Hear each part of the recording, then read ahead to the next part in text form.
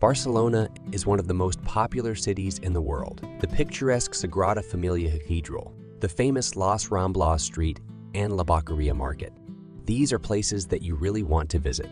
But in recent years, Barcelona's reputation has been shaken quite a bit. This beautiful Spanish city is increasingly being called the capital of crime. Just look at the disappointing statistics. In 2023, an average of 575 crimes per day were recorded there every day. And this figure does not stop growing. The most common offenses were theft and robbery.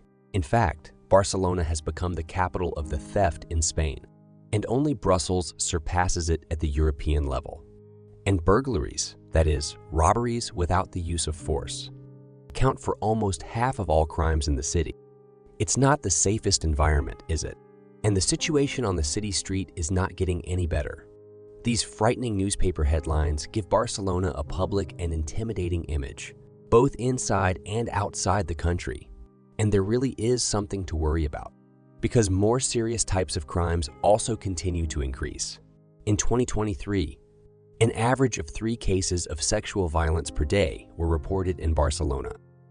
According to opinion polls, more than 60 of Barcelona residents are afraid to walk alone at night. And the locals confirm that the situation in the city has really worsened in recent years. You may have already heard that the increase in crime is a fairly common phenomenon. In 2023, the total number of crimes committed across the country has already exceeded the pre-pandemic level by 6. So why are we talking about Barcelona in this video, if security is also deteriorating in many European cities? And here, I would like to draw a superficial conclusion that the increase in crime in Barcelona is directly related to the increase in the number of foreign population, and some political associations are actively advocating this idea. But it's not that simple. Let's look at other cities in Europe. In Madrid, where there are 100,000 more immigrants than in Barcelona, the crimes committed by these migrants account for about 30 of the total, which is much less than in Barcelona. In Paris, the percentage of immigrants is about the same as in Barcelona. However, according to the data provided by Macron, crimes committed by foreigners account for 48 of the total number there. As you can see, both cases are far from Barcelona, although the influx of immigrants is about the same. It turns out that in the European context, the Barcelona case is really striking. So what's wrong with this beautiful city? There are many theories trying to explain why crime suddenly starts to rise in some cities. Some believe that this is due to improperly organized police. Others blame laws and politicians or the arrival of illegal immigrants. But there is one theory that explains everything that happens in Barcelona very well. It does not negate the influence of all other factors, but it gives a clear understanding of why cities are deteriorating. This is the theory of broken windows. The bottom line is that if you leave the window broken and don't repair it, then gradually you will have more broken windows. That is, destruction generates even more destruction. And yes, windows are just a good example. The same thing happens with any other element of destruction. Dirt or uncorrected damage seems to trigger a wave of further deterioration. And unfortunately, in Barcelona, as in many other cities, many windows have been broken in recent years. What exactly is it about? First of all, about the rejection of public space and everything related to a comfortable existence in the city. Painted walls, broken containers, streets filled with garbage, traces of the use of illegal substances, illegal occupation of residential premises, or banal poor street. There has been an increase in such deterioration in Barcelona, followed by an increase in crime. This happened mainly during the tenure of the now former mayor Ada Colau.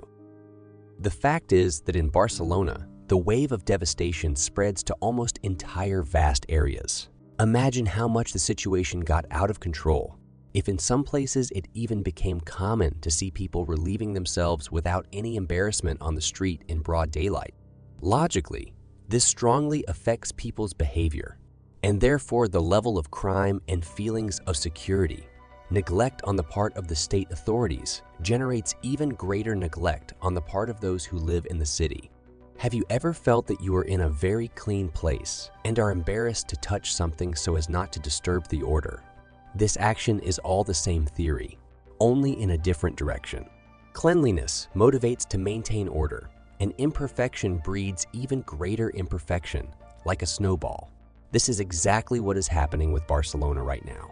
In 2023, the Association of Consumers and Users of Spain recognized this city as the 6th most polluted in all of Spain, and the 2nd among large cities with a population of more than 500,000 people. In this, he was surpassed only by Seville. But of course, it's not just about the dirt. There are two other things that cause much more concern in Barcelona. This is drug use on the streets and illegal occupation of residential premises. And the authorities are not very good at regulating the current situation. So much so that even laws designed to improve people's lives eventually lead to disastrous consequences. Like, for example, illegal living in other people's houses. This is a real problem in Spain. And for people who do this, there's even a separate term, occupiers or squatters. But it all started with good goals. In 2008, when the financial crisis hit the world, many families in Spain had nothing to pay for rental housing. The local authorities decided to support them and allowed them to live in rented apartments for free. Naturally, unscrupulous people, mainly illegal migrants, began to use such legislative generosity. They broke into other people's homes, changed the locks, and lived there like at home for years. Squatters usually choose empty houses that the owners keep as second homes or houses that are seized by banks. In other cases, people move into an apartment as tenants, but then they just stop paying and refuse to move out. Why don't the owners of the houses evict them? It turns out that this is even more difficult in Spain. The right to live in this country is sacred. Therefore, court cases on such occasions last for months or even years. Experts are literally trumpeting that legislation needs to be changed urgently because the crisis has passed, but the occupation as a phenomenon remains. Catalonia is currently the region with the largest number of occupiers. Over the past 6 years, this figure has increased by 82. But most of these squatters are most often not peaceful families in need of a roof over their heads, but much more problematic segments of the population. In fact, many of these houses are used for drug trafficking and prostitution. These are perhaps the most serious and intractable problems in Barcelona. But probably, until legislative changes are made at the national level, the problem with the occupiers will continue to grow. The rise in crime in Barcelona certainly has other, more controversial sides. Many people continue to blame the immigrants for the degradation of Barcelona. But the reason is not the fact of a person moving from another country. The reason is the standard of living after this move. Do you know what almost all sociologists agree on? With the fact that poverty is one of the main factors of crime. That is, where there is more poverty, there is usually higher crime, because this is how people try to cope with a low standard of living. And although Barcelona is a fairly rich city, at the same time, it is in the top of European cities with the largest pockets of poverty. In fact, more than 20% of the population of the city are below the poverty line, and a significant part are foreigners. To this is added the disappointing statistics that 70% of immigrants of non-Western origin are in a situation of social isolation. Imagine people arriving in a foreign country alone, without documents and without the opportunity to check their biographical information. They do not have to count on a luxurious life. And in contrast to the wealth of the city, some visitors eventually choose a criminal path, trying to achieve a standard of living like the local population. Of course, it is in such cases that social policy, which is quite developed in European countries, should work. But in reality, this does not solve the problem. Many illegal immigrants do not receive any government assistance and find themselves isolated. Some visitors show no interest at all in integrating into local communities or finding official work. And all this becomes an ideal ground for criminal gangs.